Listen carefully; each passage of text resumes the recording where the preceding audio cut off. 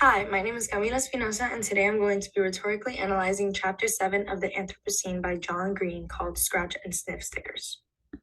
This book was published in 2021 by John Green, who is an American author, YouTube content creator, podcaster, and philanthropist. He is also a #1 best-selling author of The Fault in Our Stars and Turtles All the Way Down. When reading the cover of the book, you can see that it says, Essays on a Human-Centered Planet in all capital letters. Well, he wrote this book to tell stories of the paths we forge and an unironic celebration of falling in love with the world by using personal experiences that have shaped his character. Let's get started with the first half of the chapter. First, we have imagery. The use of imagery was often used throughout this chapter, especially in the beginning. In lines 2 to 3, Green started off by saying, Recently I found myself at a theme park riding a VR roller coaster that felt breath-stealingly real. This gives the audience a picture in their head while Green reminisces on a time that he had, referring to how smell is one of the last realms where virtual reality still feels deeply virtual. Moving on to lines 18 to 21, Green used imagery to describe the power that smell has on the connection to his memory of spring rain. The line says, The scent of artificial spring rain takes me back to an Alabama dorm room in 1993. The smell of actual spring rain, meanwhile, returns me to the drenching thunderstorms of my childhood in Central Florida. These lines help the audience picture an Alabama dorm room and thunderstorms in Central Florida. Next, we have similes. In lines 6 through 7, the author states, It smelled like this room deodorizer I'd used in high school called Spring Rain. Green is referring to the memory mentioned about the virtual reality roller coaster ride, where he felt so much as the mist on his face as he flew through ocean spray.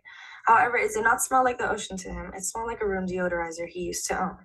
Another example of a simile is shown in line 36, where the author is speaking about how artificial intelligence would read us humans and guess our odor to be slowly decaying organic matter.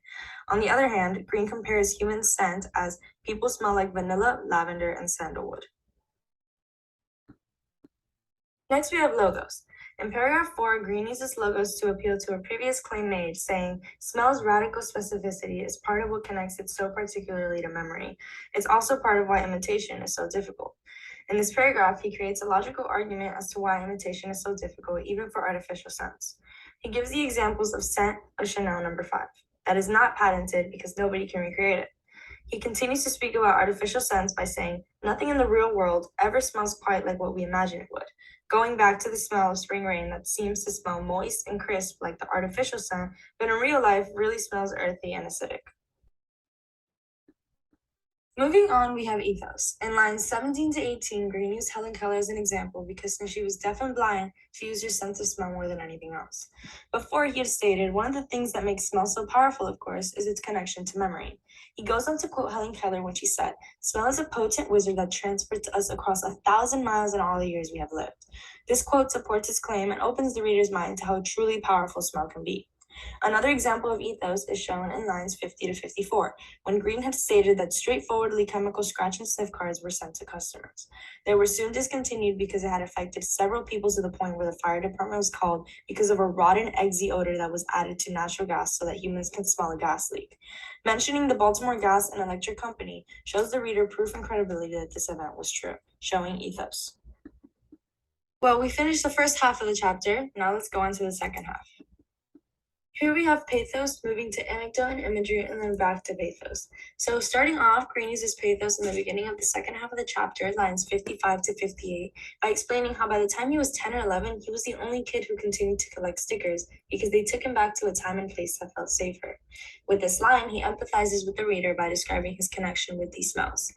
Right after, in lines 58 to 68, he goes straight into an anecdote that creates imagery to the reader. He describes how students would bully him, throw him on the ground, grab him, pull on him, calling him names. In addition, they'd throw garbage on his head and it'd make him feel powerless and small. This anecdote creates imagery.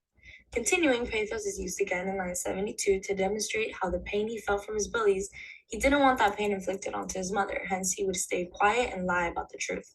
The line says, I didn't want my hurt to travel through to her, showing vulnerability as well as the use of pathos. Next, we have contextualization that leads to logos and ethos.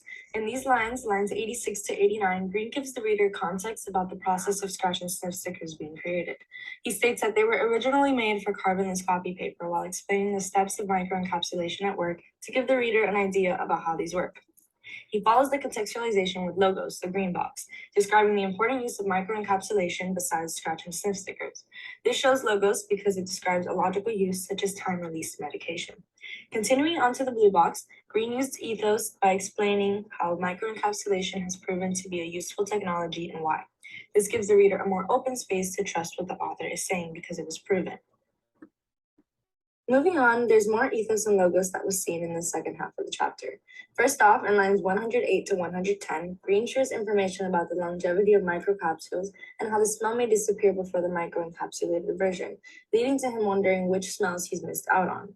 He goes on to quote an ancient Roman poet Martial who shares an awareness of disgusting odors that were used in the past and that Green missed out on too.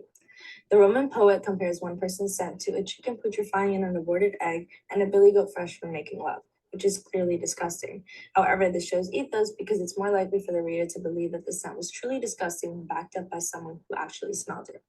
On to the next paragraph, the author goes from speaking about gross smells that are gone to wonderful smells that are now gone. However, he says that it's possible they might come back.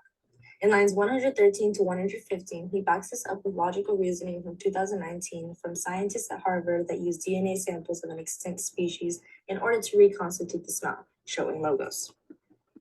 Lastly, in lines 131 to 134, the last paragraph of the chapter, it shows the impact scratch and sniff stickers had on the author. On the right, he concludes that the overall challenge for these stickers was to imagine what combination of smells will make humans remember the smell of bananas, ocean mist, or freshly mown grass.